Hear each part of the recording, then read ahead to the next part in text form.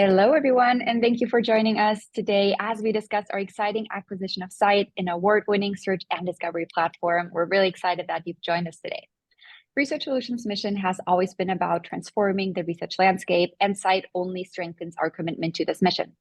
In today's webinar, we'll be providing you with a live demonstration of scite's remarkable features, including Smart Citations and the AI-enabled chatbot Scite Assistant. We'll also discuss our product roadmap and how we're supporting researchers throughout the innovation process. I don't want to dive too deep. I'll leave that up to our panelists. And talking of which, let me introduce them. We have Mikkel van der Heijden, Chief Product Officer at Research Solutions, join us today, as well as Josh Nicholson, Founder and President at scite. Welcome, Mikkel and Josh. Oh, thank you. And then allow me to introduce myself. I am Julia Heason, and I'll be guiding our conversation today as your moderator. So for the ones of you that aren't familiar with Research Solutions yet, let me just provide you with a short little overview. So Research Solutions was founded in 2006, and we simplify and streamline how organizations discover, acquire, and manage scientific articles and data. With a suite of innovative products, we're empowering researchers worldwide and transforming the way scientific information is accessed and utilized. As you know, we're here today because of our recent acquisition of scite, an award-winning search and discovery platform that leverages AI to increase the discoverability and evaluation of research. So before I hand it over, just a quick housekeeping item. This webinar is being recorded, so if you want to rewatch a specific part or share it with your colleagues afterwards, I'll be sending out an email with a recording, so you don't have to worry about that. And we'll have dedicated time for all of your questions at the end of the presentation. So on Zoom, if you look all the way down, it says Q&A. If you click on that, you can just add your questions as they come up, and then we'll answer them towards the end of the webinar. Now with that, I'm handing it to you, Mikkel. Yes, thank you, Julia, for the introduction. Yeah, my name is Michiel van der Heijden. I'm the Chief Product Officer of Research Solutions, based in the Netherlands. I have a bit of a background in this information industry, having worked for various publishers like Springer Nature and Elsevier in various roles in product development, business development.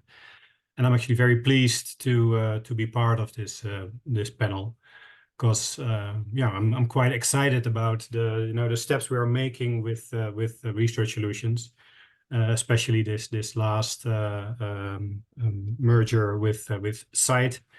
I think that is from a product development perspective extremely encouraging that we can make these things happen.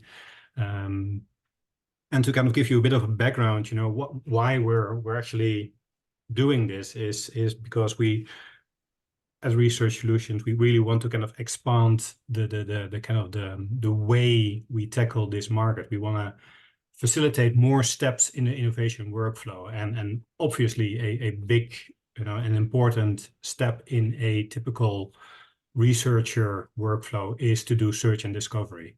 So that is, purely from how we want to expand ourselves as an organization. How can we facilitate more steps in that innovation journey? Search and discovery is extremely important, and that is also being supported by the feedback that we generally get from our existing end users and customers. What you see on the slide here is our Net Promoter Score.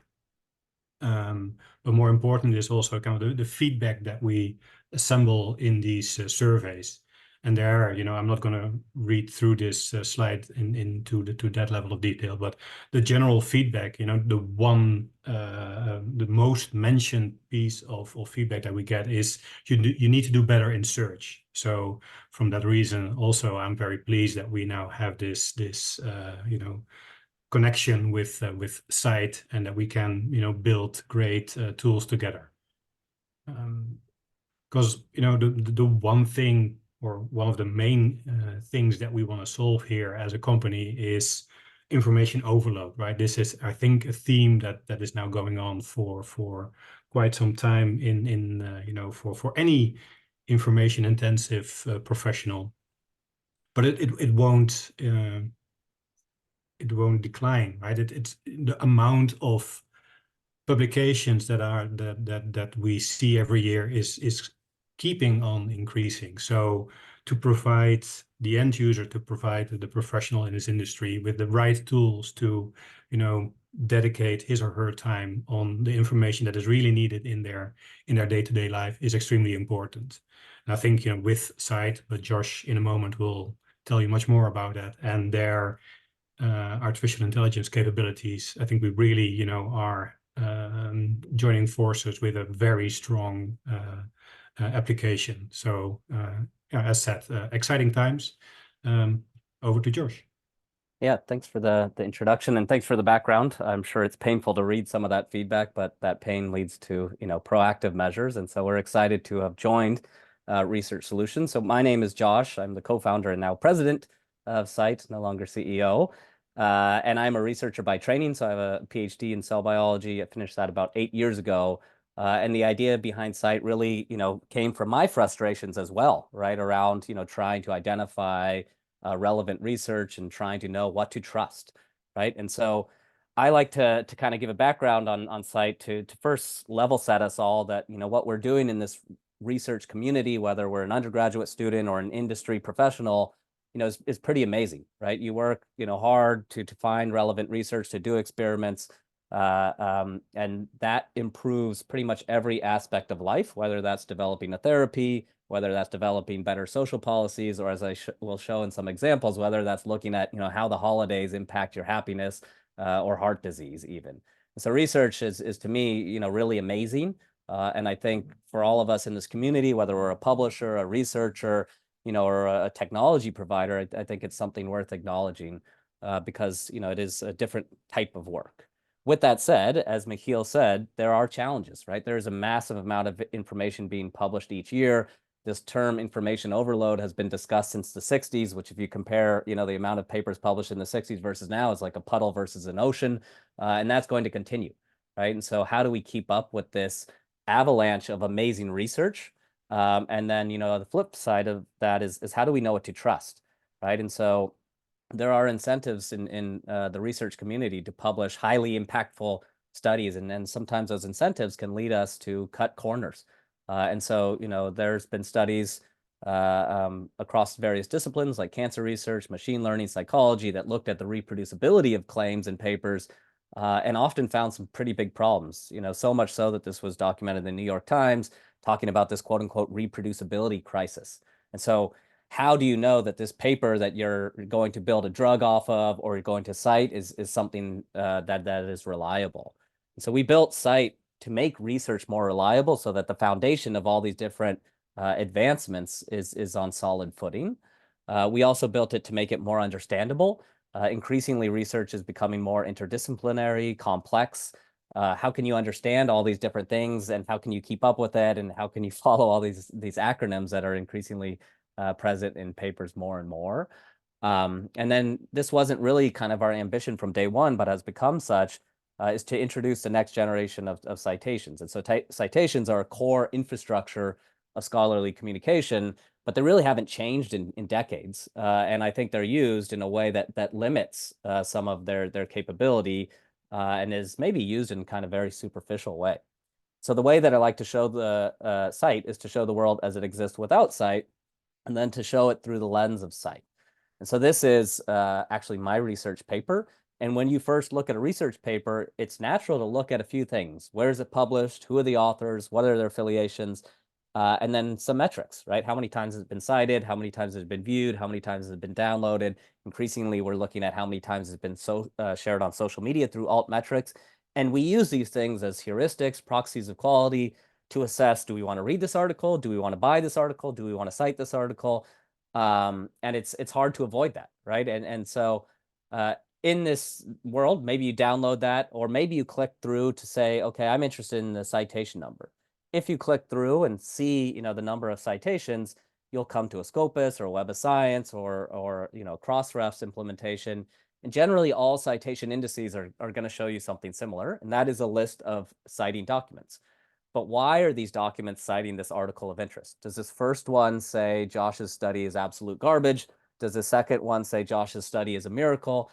All that information is contained there, but no one has enough time to go through 66 different documents to see what it said. And so consequently, we're losing very valuable and related definition or information by definition just because it's too impractical, right? To open 66 documents to see how they've cited my work is at least an hour, probably multiple hours.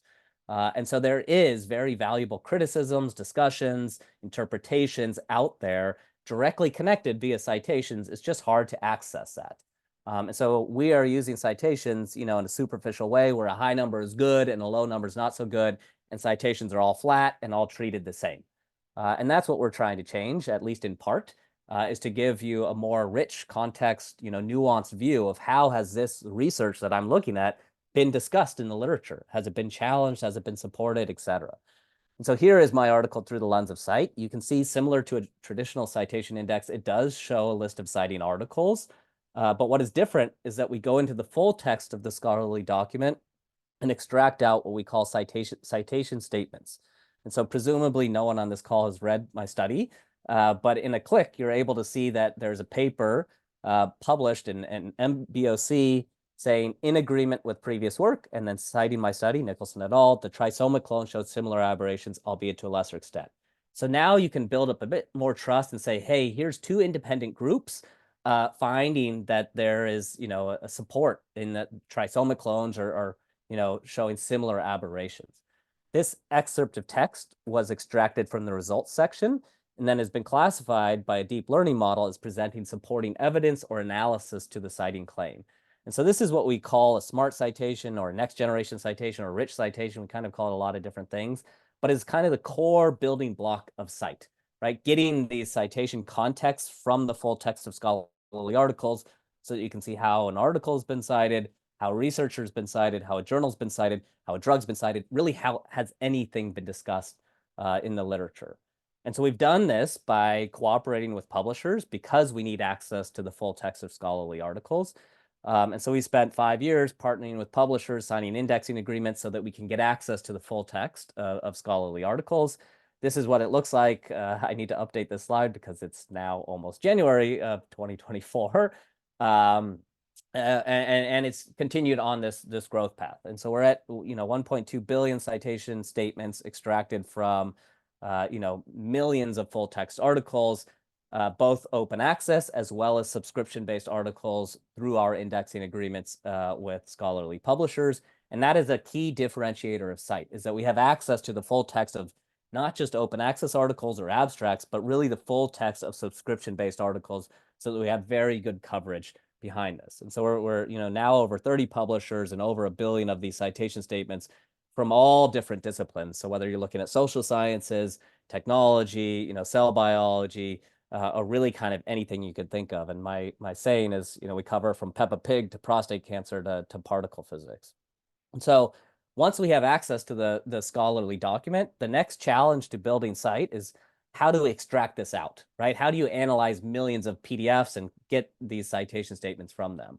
And so we have developed or utilized, machine learning, and so hence the .ai before .ai was so prominent in our culture, to extract this information out. And so on the right side is a visual representation of what this looks like.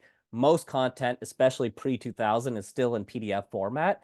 And so we need to be able to reliably identify the in-text citation versus a mathematical notation or versus something else.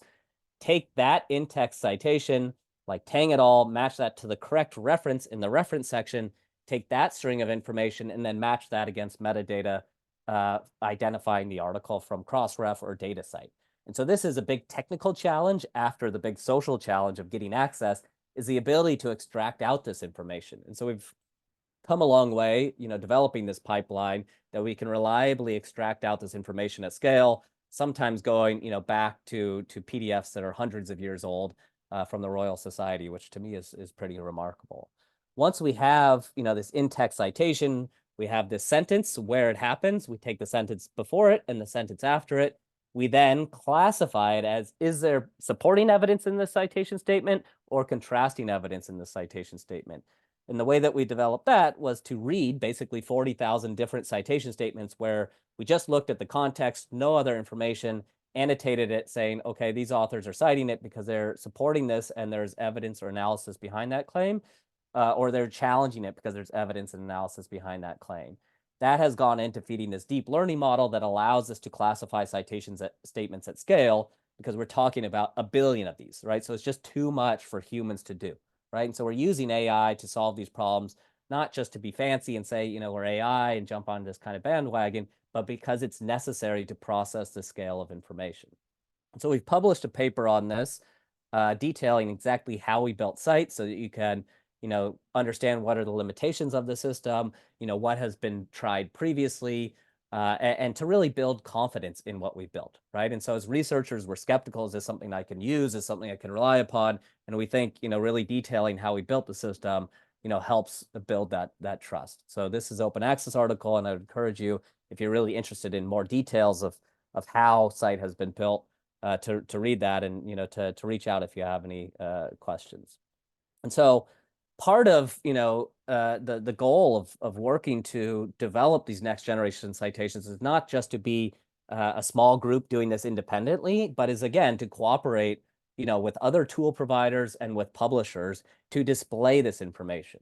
And so we've made good progress working with publishers to display our citations on the version of record. So really going from here's an interesting idea to here's what citations will be, in the coming years. And so we're now live on millions of articles across Wiley, where there's hundreds of journals, the Royal Society, you can see us here, American Physiological Society, PNAS, so on and so forth.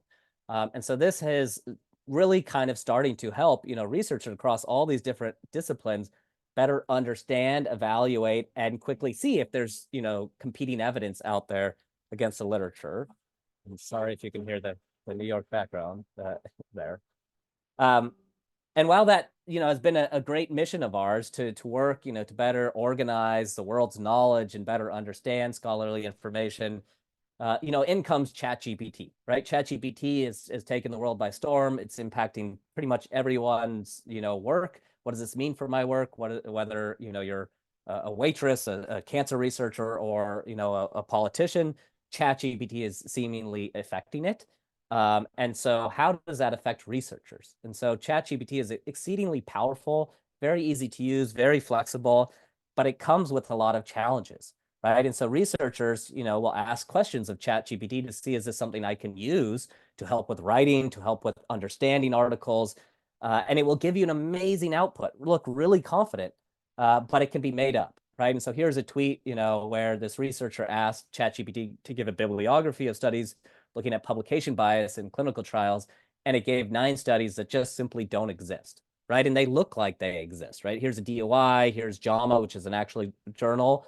But this, from the get-go means that you can't use this, right? You can't ask a question where, maybe there's life or death consequences on this, or, big grant money or big investment, if you can't trust it, right? And no one has the time to go through and check if all these are made up.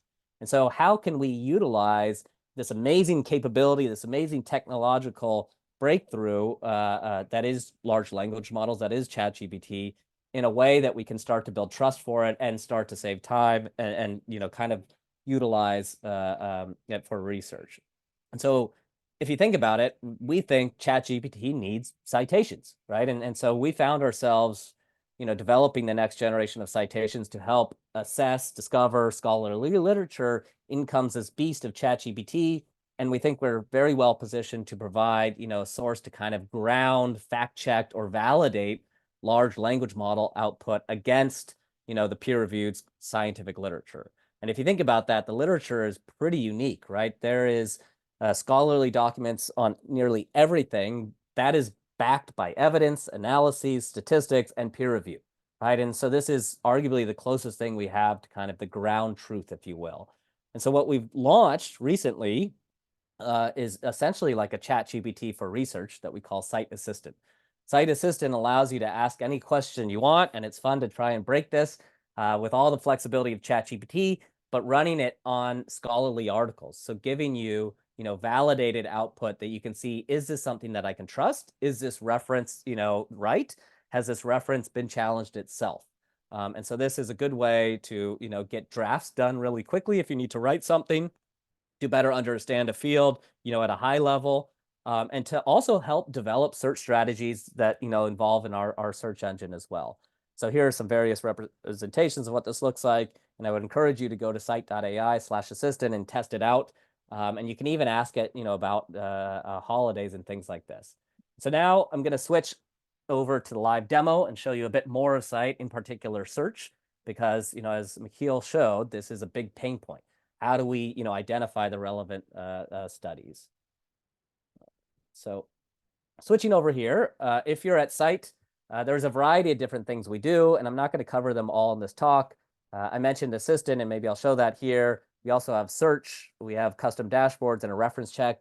All of this, is aimed at kind of the challenge of better assessing, understanding, and discovering, research, right? Finding the answers that you need, whether that relates to, this assay you're about to do, or whether this relates to, you writing a literature a review and a background, or even an internal document. And so say we are interested in Christmas time, you can do a simple keyword-based search that says Christmas time. And the key thing here that you're going to find that is different from Scite and is really unique to us is that we are searching, our entire database of 1 billion plus citation statements, abstracts, titles, metadata. So it's not just matching on the titles and abstract, which is what you're going to get from a lot of academic search engines. It goes within the full text of the scholarly article and shows you these excerpts. And so if I'm interested in Christmas time research, I'm now able to quickly see what is this article saying about that, right? And so you're getting kind of this X-ray view looking within the scholarly articles. And that's important because that can save you time. Opening 5,000 articles or even 50 articles is very time consuming. It also can be very costly if you don't have access to them. And so what Scite allows you to do is kind of quickly assess, is this article discussing my topic of interest, whether that's Christmas time or, COVID-19, in a way that is relevant to me. And so this is a powerful way to kind of quickly see, what does the literature say about X? And X can be anything, from Christmas, again, to COVID. From this, you get a lot of powerful filters as well. And so who is doing the most research on Christmas time? Well, here you can see this is actually matching on people's last names. And so maybe what we want to do is say, okay, I'm not interested in Christmas time, but I'm interested in Christmas time as an exact match. And so with Scite, you can control your search to match, more exactly, and maybe I should not gone so wild on this live demo, to do an exact phrase match. So I'll take a search here. And so now, if you're searching for the phrase Christmas time, this is matching exactly that phrase. And so this is now limiting it to that phrase matching exactly like this. And you can see it narrows it down a lot. And so this is avoiding kind of this broader search where it's like matching on people's times. And again, you can look through all these different filters to better understand who's doing research on this. So here are researchers looking at Christmas time. What does this research look like over time? Is it, increasing? Is there more or less debate happening? Where is this research being published? And so this makes sense. You're identifying, papers that are looking at the psychology and marketing of Christmas time. Where is this research being done in terms of affiliations? And you can restrict down to any of these things. And then you can filter these things to whether you want to find books, articles, clinical trials, which maybe doesn't make so much sense here. And then, identify if there's any retractions, etc. Another powerful thing around Scite is that we also have the ability to kind of control for some quality or impact, right? And so say you want to identify, and this is a bit risky, papers that have at least one supporting citation. So if you do this, you're now identifying papers that have at least one supporting citation statement to it. And so this cuts it down from, I think, 156 or whatever it was, down to 40. And so you get to control what you define as important, what the quality is. Maybe you want to find highly supported studies in this. And this will, again, update all these different things. And so who's publishing highly supported work? And then if you select next to their name, what are they saying about it? You can also click on the researchers' names to look at their profiles. And so it's a powerful way to really kind of control and discover the relevant research, getting directly to what Michiel showed, as a place to start your research as opposed to kind of the end, and I think together by bringing the two strengths that we have, Scite, with search and discovery and research solutions with access is a really powerful way to look at, and identify relevant articles and to then manage access as that as well. And from this, there's a variety of other things you can do. You can run an analysis. The analysis is going to kind of give you this executive summary in one click. You can download that as a PDF. So that will give you, a quick overview on any topic. And again, I've kind of put in this funny one here where you are going to see, what is the most highly cited paper. And here's one on anti-consumption, what this looks like over time, who's doing research in this area, who's doing highly supported research in this area, where is it being published, and then an overview taking from various, articles discussing your topic of interest. And so, here's based on relevancy, here's based on recency, here's some supporting citation statements. So where is their support, where is their debate? And that's a good way to kind of quickly get really deep insight on almost any topic that you can think of. And so this is a powerful aspect of Scite, and we're constantly improving that. You can also create a dashboard. And so say you are interested in Christmas time, or say you're interested in various drugs, diseases, what you can do is create a dashboard that's going to be a collection of articles, and you can turn on email alerts. And this dashboard will give you this overview of your article of interest. And so here's the number of articles, here's the breakdown of citation statements. There's been no retractions in this area. We're not showing a trend here just because it's too small of a number of articles on debate. And then here's this table of articles. And so this is a good way to kind of collect different topic areas of interest to better understand it at a high level, and then to also stay on top of it, because you can set alerts here to receive in-app alerts or email alerts as well. And again, that can be used for almost any topic you can think of, and you can create various dashboards. This dashboard also allows you, or what you can also do is create dashboards that are custom dashboards. So you can bring in information from other systems. And so say you have a reference library like Zotero or Mendeley, or you just have done a search, in another system like PubMed, you can copy and paste that list of DOIs to see research through the lens of Scite. And so that's a powerful way, again, to kind of put on these glasses, make sure that you're not missing anything that could potentially, cause your research, to go awry. And so this is, again, a pretty powerful and unique way to search and discover literature that, by coming together with the research solutions, helps solve that issue for a lot of the researchers that are using this, and really help, anyone kind of interested in research better discover, understand, and evaluate research. And so that, is again, pretty unique. You have the ability to search our entire database. You can filter just by citation statements. You can also filter just by papers, so looking just at abstracts and metadata. And you can see we have abstracts here, showing this below. And then here is, again, the citation statement from this. You can also filter by where the citation statements appear. So maybe, again, you want to search for a specific reagent you've bought. Say you've just, purchased this from AB139 from AbCam. This is something I would have used during my research, days, and would have spent $500 buying it. Now you can quickly see how the literature discussed it, and quickly see, how are people using this reagent that I've just purchased, right? And that can save you a lot of time and energy and money to make sure that you're utilizing, reagents in specific ways. And so there's a ton of flexibility here that really helps utilize the literature in a pretty unique way. And so then the last thing that I'll kind of highlight is, this is a powerful way to run, searches, and I didn't show this, so let me go back, that can be, complex Boolean queries. So you can build out these complex Boolean queries and say, okay, I want to add this term, and, I want to say DLD1. You can build out these Boolean queries, even if you're not, amazing with building out a Boolean search. We can help you do that. You can apply it to search certain fields, and so you can really control your search as well if you need to do something more systematically. But maybe you also want to just ask, a flexible question, right? Maybe you want to ask, like, how many rats live in New York City, or what are, how do the holidays affect our stress? And so this is where you can ask, a very flexible question like this, just like you can do it with ChatGPT. What it's doing here is basically taking the power of that. So it's generating a search strategy based on the prompt.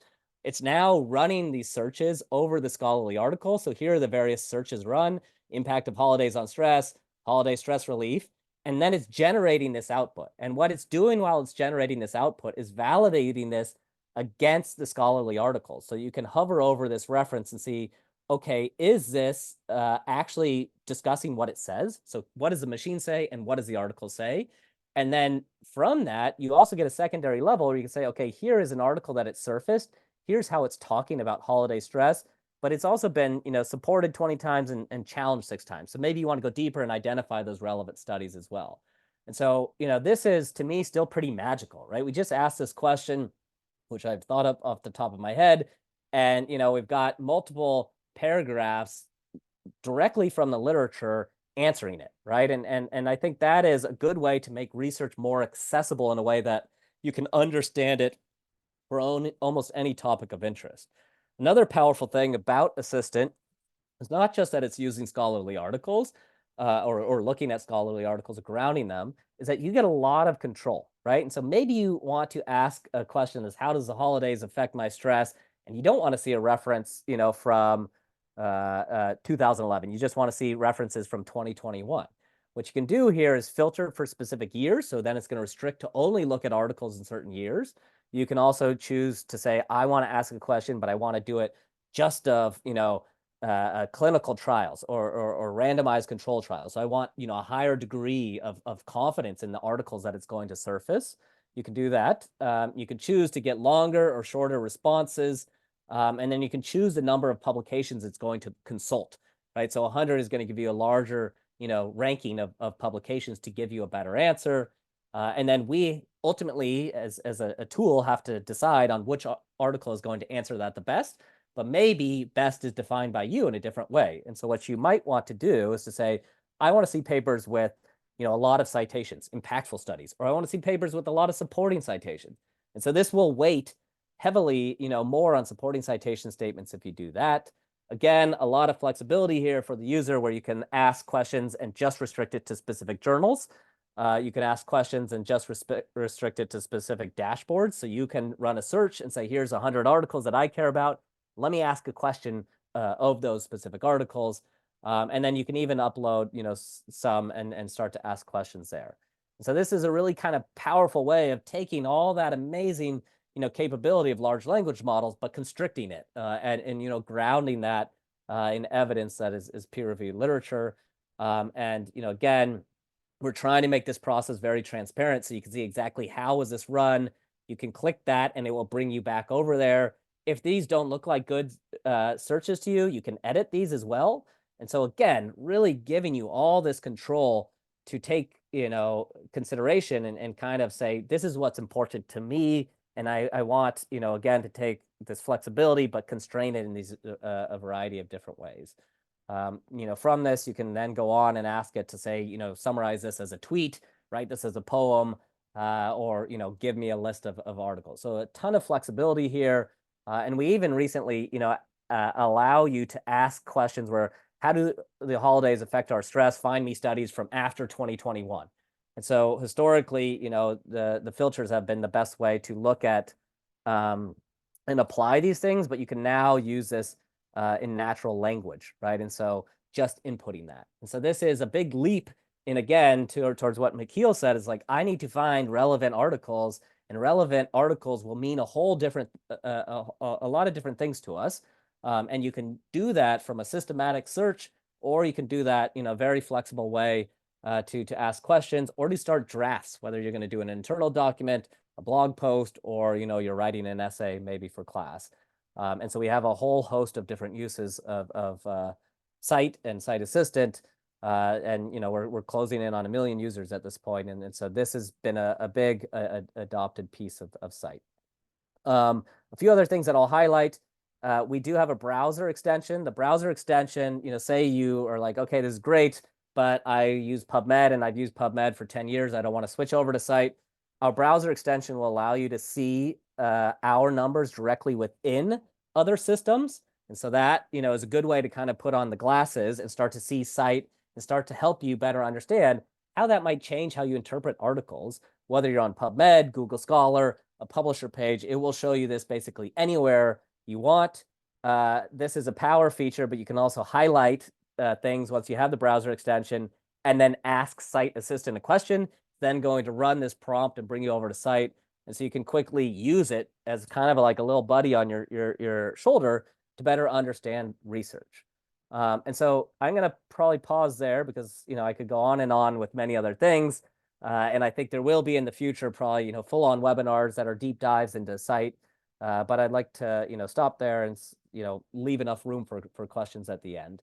So I'll turn it back over to Michiel and let him share a little bit about how we plan to come together and what are our thoughts there. Yes, thank you, Josh. You should be able to see my screen now. Yep. Yep.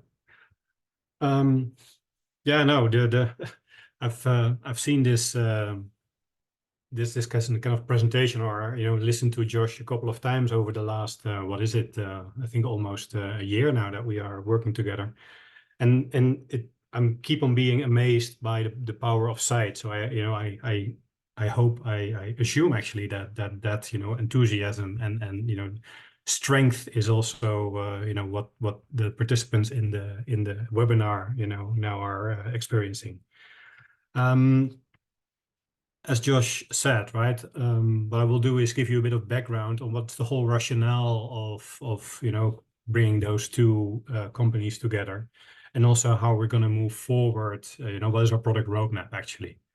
But let me start explaining that by taking a minute to kind of explain our mission and vision. Right, our vision is we want to empower research-intensive organizations to accelerate innovation along the entire innovation process.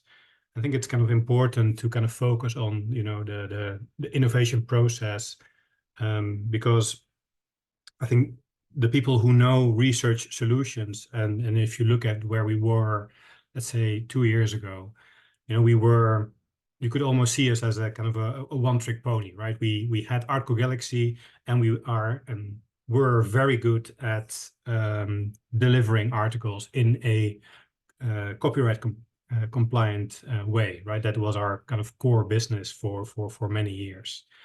But for various reasons, is that we really want to kind of expand on our portfolio to make sure that we facilitate more steps in that innovation process.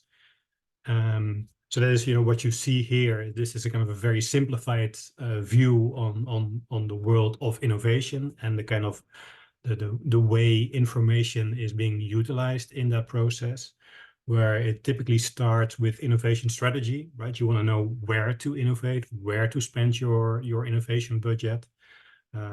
What are our competitors doing? How does the technology landscape look like? Then a typical step next to that is where you do the actual research and development part. It is your scientific research has been done in that domain, and last but not least, the typical next step is your post development, right? It is about intellectual property management. It's about post market surveillance, right? These are also steps that are where information is a very important component. So our mission with all of that is to make sure that we develop a kind of a modular suite of products that are having that solve a certain a problem or serve a certain need in a specific part of that process, but used together create a very consistent and seamless experience that facilitates many steps in that workflow. And to kind of to make sure that we make the right decisions in terms of what to develop, where to partner, what our M&A strategy should be, that kind of starts with kind of understanding the roles and personas in this domain, right? So this is again a snapshot of or a very brief summary of the kind of the research that we have done. We've looked at what our main end users are in that kind of innovation process. Of course, the focus today is in the let's say the corporate environment, but we're also looking at the academic environment, because it all product development basically starts with understanding your market, with understanding your end users. what are the problems they're facing, what are the tasks they are doing, what are the steps ahead and after, you know, they visited your service. So that is, you know, what we've tried to do, to really understand what do corporate researchers do, you know, what is the role of an information specialist, medical writers, the regulatory professionals, you know, what are the tasks that they are doing on a daily basis, which tools are they using today, what can be improved. So that all fits into yeah, what we are now kind of developing is this kind of suite of products that we have and want to bring to the market. You can kind of roughly break it down by, you know, a kind of a discovery column, an analyze column, an access column, and manage column. Obviously, in the search and discover column is where we find scite that Josh very well explained the last couple of minutes, but also another recent acquisition with Foundation and Nebula are in that domain. So scite is really focusing on the STM content, all the scholarly information, where Foundation and Nebula are also focusing on a much broader data set. So with patent information and clinical trial information, funding information, that is all in there. But we also are developing more specific search and discovery and analysis tools, right, with a clinical trial report and a competitive intelligence report. So these are really focused on a specific task and a specific persona in that innovation workflow. And of course, we will keep on, you know, doing development on the access part. This is where Article Galaxy lives, right? This is where you can get access to the content of your choice in a copyright compliant way, and then in the managed column is where we currently have our Article Galaxy references product. So this is where you organize, annotate, share the content that you have, you know, that you are using in your day-to-day practice. So to give you a bit of a view on our roadmap, because some of these tools are already out there, right? scite is obviously there, but what is important to us is not to, you know, on the one hand, make sure that all these products have their own value, but also make sure that, for example, if you're going to be a scite as well as Article Galaxy customer, that the integration of those two are kind of seamless, right? With obviously single sign-on, so you will be recognized as an end user of both, and you don't need to kind of log in again. Pretty straightforward. But also information like, hey, what are my access rights to a certain article, right? You might have a subscription, or an article might be open access, or maybe you have purchased that article in the past and you have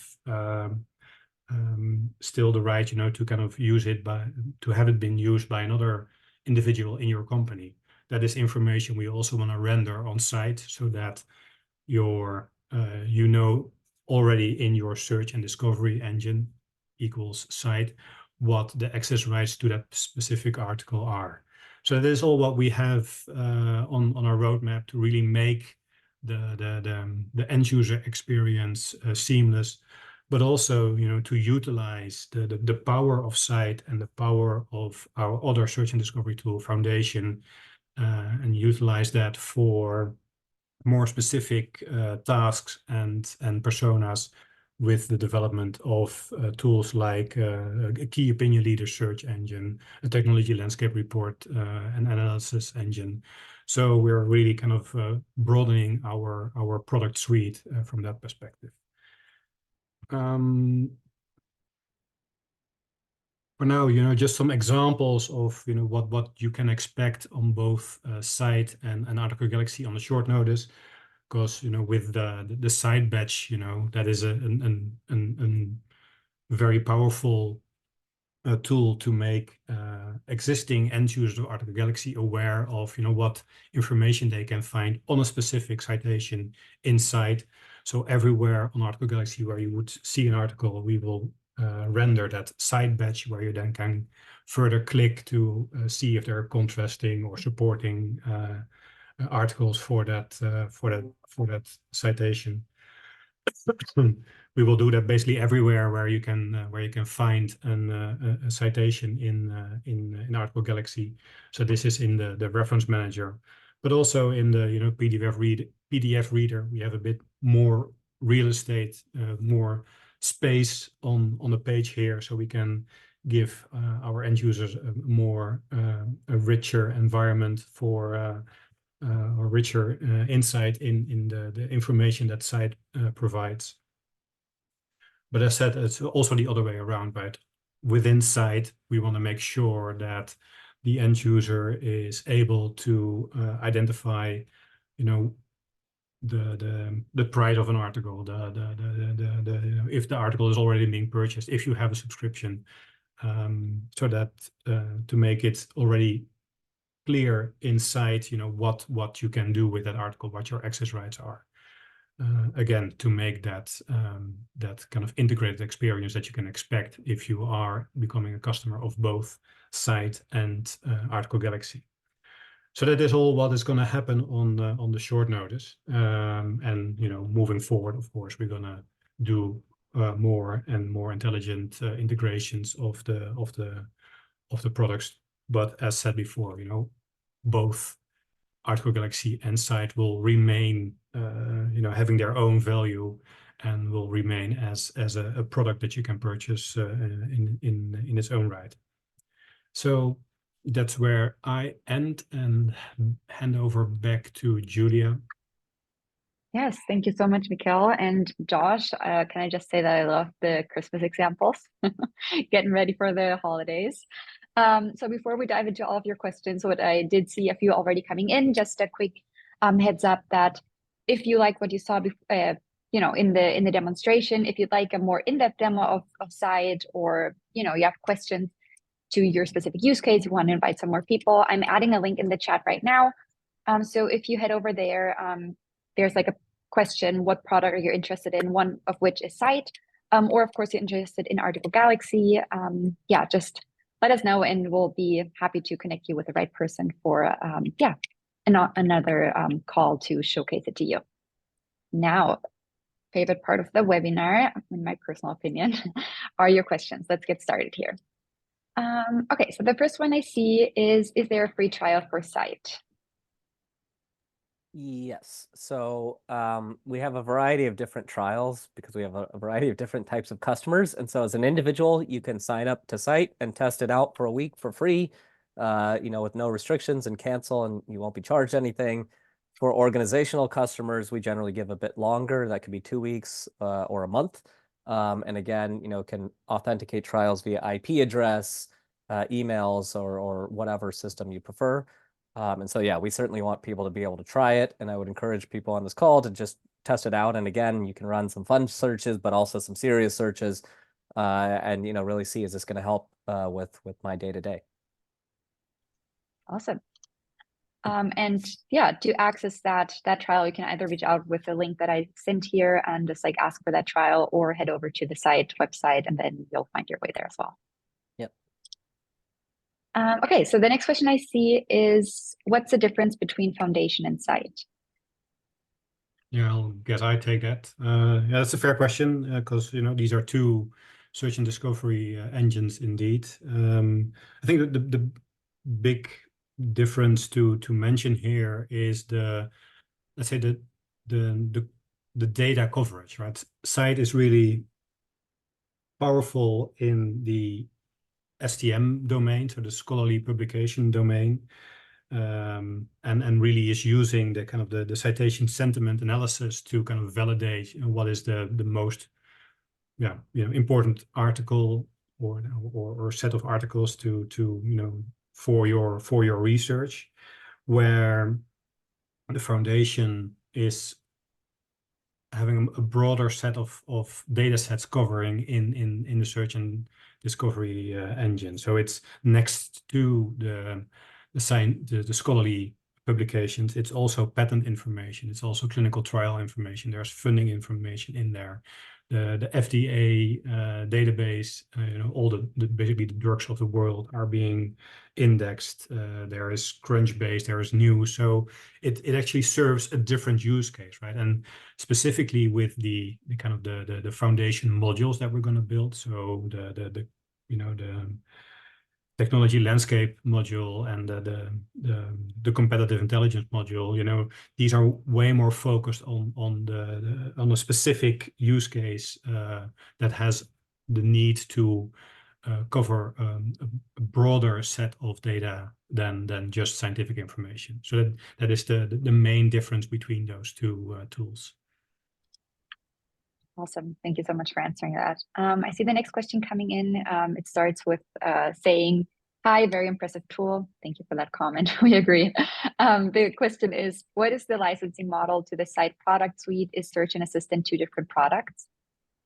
Nope, they're connected. And so scite is, pretty much one thing. We can remove things, based on confidentiality needs. And so in Assistant, we do have history. We've had some customers ask us not to store that history. And so, if there's confidentiality needs, we can turn off and limit chat history being stored. But, I really think Search and Assistant are just kind of two different ways of looking at the same problem, and they're also linked, right? Assistant is running searches more or less, and they're developed there. And so they are licensed together as a full package. And as Michiel said, ultimately we're trying to bring these things together so it's not two distinct, products that you're jumping back and forth, but really one end-to-end solution where you can, search, discover, access, and manage all the research you need. Great. And that leads me directly to the next question that I see here is, I'm an existing Article Galaxy customer. How can I get scite added to my account? Yeah, well, basically you can reach out to your existing contact within the research solution organization, and he or she can set you up with a trial, or make sure that you get a more in-depth demo if you like. But the first step would be just let us know, right? Then we will make it happen. Either use the link, the email in the invite, or get in contact with your account manager, and we are very happy to kind of support you in that need. Yeah, to that end, I would also say, I mean, for a larger demo, there's a whole host of things I have not shown that are, still very powerful and relevant. And so arranging one-on-one demos, can be a full hour, it can be 30 minutes, and it can really kind of cover your needs. And so there's certainly a lot more that the tool can do that we didn't have time to cover in this webinar. Yeah, and just a note on that as well, if you don't know who your account manager is, that sometimes happens. With that same link that I sent, if you fill out the form, it'll automatically connect you with your account manager, so you can go that way. Or yeah, as Michiel said, reach out via email. To me, that's the email that I sent about this webinar, and then I'll be happy to connect you as well. So that question must have sparked the next one, which is, just flipped. So I'm a scite customer. How can I get Article Galaxy added, Josh? Yeah, again, it's similar, right? And so we have a variety of different ways of contacting us. I mean, my email was on the slide, which is josh@scite.ai or jnicholson@reprints desk. Both of them are ending up in my shared inbox. We also have sales@scite.ai. And so reach out to us. We make it pretty easy to get in touch with us, whether that's social media, email, etc.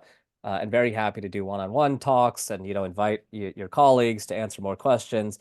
And we also really love feedback. And so, as Michiel showed, it's brutal to sometimes read those things, but that brutal honesty is very valuable for actually improving the tool.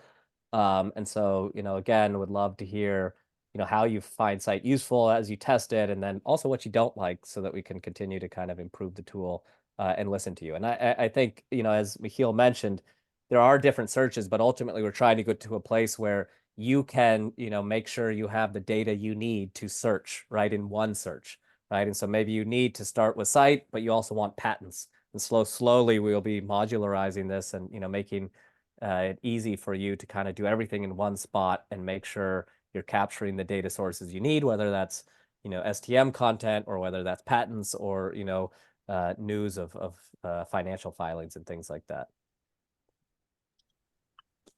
Awesome. Looks like we're all wrapped up here. No more questions. If any questions come up later throughout the day, feel free to reach out. We'd be happy to take them offline as well. If not, thank you so much, Mikhail and Josh, for presenting today and providing us with this valuable overview of scite. And we're so excited about having scite on board. And then thank you everyone for watching, for joining us. If we don't speak beforehand, happy holidays and yeah, good start in the new year. And yeah, see you in the next webinar. Yeah, thanks everyone. Thank you. Happy holidays.